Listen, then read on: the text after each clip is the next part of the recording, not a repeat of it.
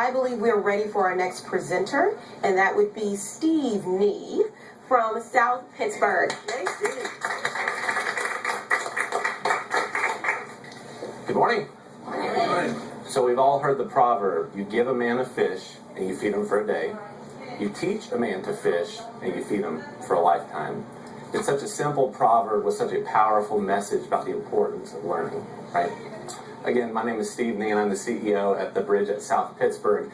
And being a leader as a teacher is a relatively new concept to me. In fact, I've never really heard that terminology until I came here to Signature.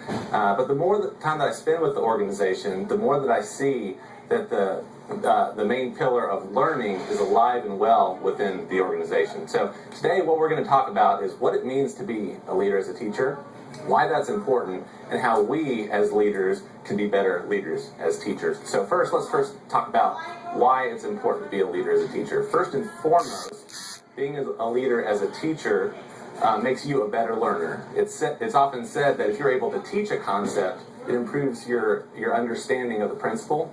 It also furthers your mastery on the subject. Next, being a leader as a teacher gives purpose and meaning to those that you teach. It allows them to take the concepts that you teach them and apply them to their own personal positions and see how that plays into the organization and moving it forward as a whole. And lastly, being a leader as a teacher creates value. I'm not talking just a dollar value. I'm talking about value in innovation, in creativity, which could be a dollar value, right? But also a value in the lives of the stakeholders in which you teach. When you teach somebody something, it opens doors for them. It opens areas for opportunity, for career growth and advancement.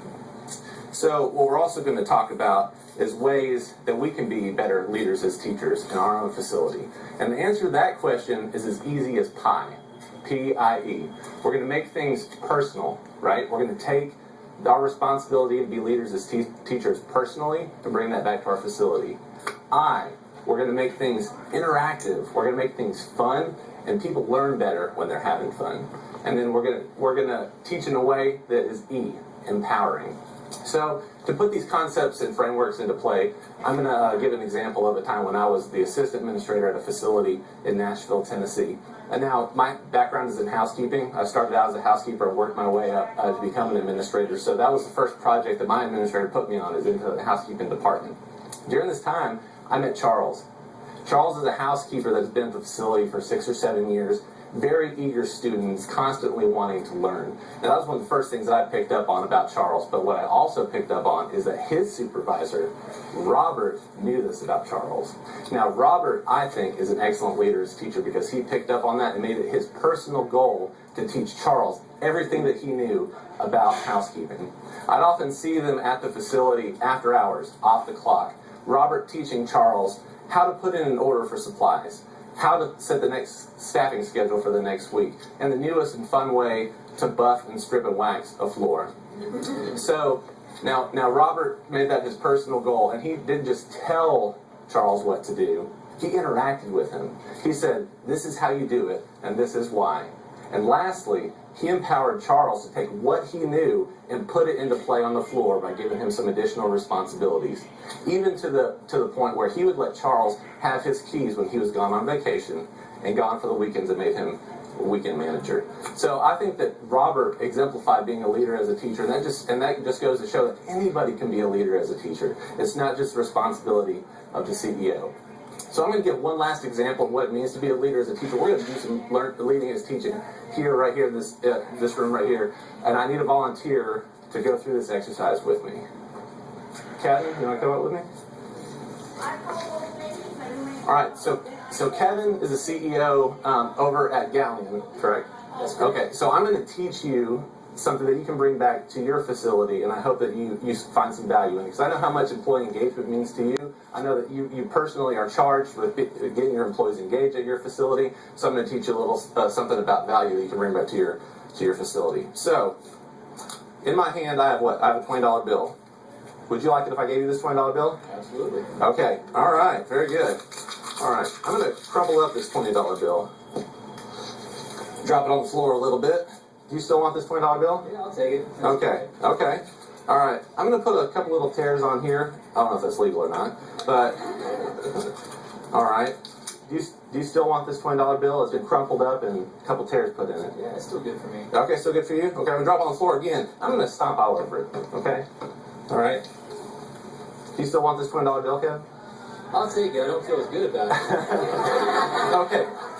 So I'm gonna ask you the question: Why do you still want this $20 bill after all I've done to it? Because of the value that it has when I use it. You know, I can still take that $20 bill to the stores, to take it places. Okay. And they'll accept it. Absolutely. Absolutely. Okay, so very good. So let's all pause right there. Aren't we a lot like this $20 bill, right? Sometimes we get torn up, we get ripped up, we get walked all over at what we do. But guess what? At the end of the day, each of us, you, Kevin, each of us still has value. And I want you to take that back with you to your facility, and I want you to tell your stakeholders that they have value in what they do. And I want you to be a leader as a teacher and bring that back to your facility. So thank you for volunteering. I appreciate it. That's for you. And thank you very much. I want you all to be leaders as teachers when you go back to your facility. Thank you very much.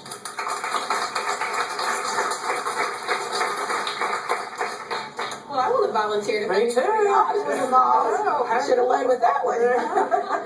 All right, it's voting time. If you absolutely loved the presentation and you want to see it on Learn 365, type the number 22333 in your 2-bar, and in your actual message, type 104626. And if you thought, sure, it fulfilled the requirements, I'm kind of middle of the road, 104627. And last but not least, if you think there may be a better option, type 104628. Now, I believe we have some more shout outs. So, Randy. We do, in fact. Actually, I've got one for Steve, who just spoke. I got an email from Doug Crisp that says, "Hey, Randy, tell Steve Nee all of us down here at the Bridge of South Pittsburgh, Tennessee, love him and are so proud to call him our administrator. As we say after every prayer, go fight, win, keep the census in." Ryan Miracle sent me an email saying, or talking to Brenda.